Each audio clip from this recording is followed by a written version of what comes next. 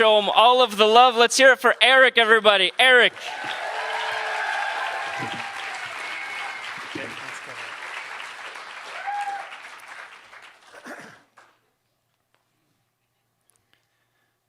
I was teaching this 9th grade algebra lesson, and I look up and I see this girl pulling back her shirt sleeve to show the boy next to her the cut marks on her wrist.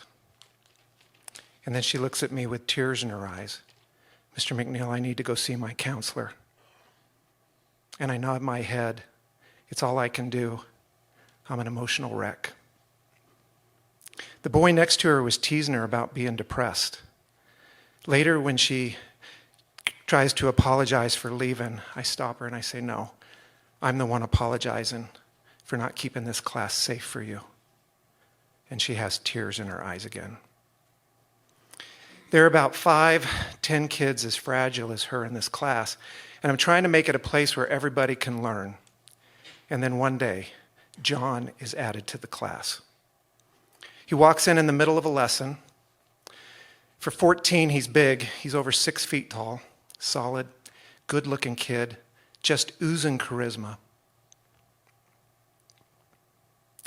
He's new to the school, but somehow he already knows kids in the class.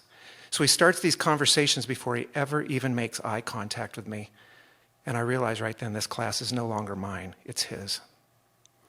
But he was kicked out of his last school. Our school's a second chance. He's on his best behavior. So he gives me permission to teach for a few weeks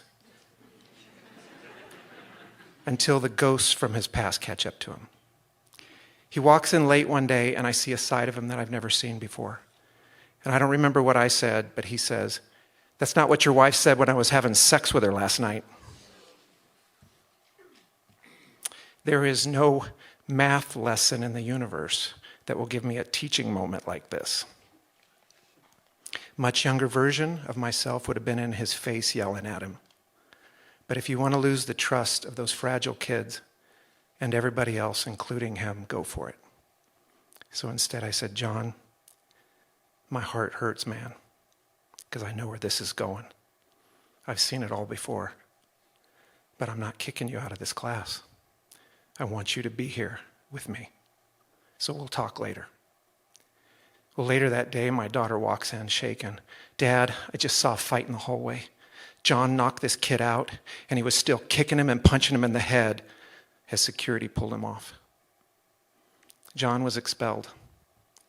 A few weeks later, the district decides to give him a third chance under some very strict conditions.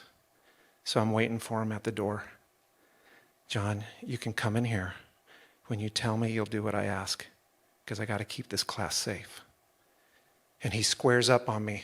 "I heard you've been talking about me." And I start shaking. And I'm trying to hide it and the fear in my voice. "John, the kids saw what you did. They came in here talking about you. Some of them are afraid." And he goes, "I'm not a monster." I said, "Well, you can come in here when you're ready." So instead, he goes down to the office and complains about me. So we set up a date for some restorative justice. And in the meantime, I meet with my therapist. I am tired of triggering when I feel threatened, especially by some 14-year-old kid. So we start digging, and I tell him, well, about 20 years ago, my grandma Ina told me that when I was 2, I was showing up to her house covered in bruises, and she didn't know what to do. And he said, "Well, did you check with anybody else?" So I contact an aunt on the other side of the family, and she's surprised I don't know about this. She says, "Yeah, you'd show up, you'd get my bedroom, I got to sleep on the couch, and from there I could hear your grandma Peggy and your grandpa Tom talking about how to get custody of you from your mom." And I started crying hard. Not because I realized my mom hadn't kept me safe, but to find out that somebody back then had been trying to. And I don't know what's worse. Remembering how you get covered in bruises or imagining it. I see this little 2-year-old version of myself lying unconscious on this linoleum floor. My stepdad standing over me drunk, swearing, kicking my limp body around the room like a rag doll, and there's nobody there to pull him off. Well, I shared just enough of this story with John in that restorative justice session to see him drop his facade of charisma. And that's when I said, John, of course you're not a monster. You're just a kid. But some of us have monsters to deal with, and we have to find a better way. And I'm not giving up. I want you to be in my class with me. And I left that session feeling pretty hopeful.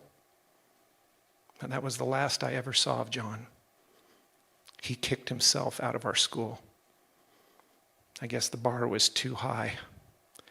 And with his charisma, it's probably easier just to start over somewhere else. But it hurts to think I was the one that pushed him over the edge.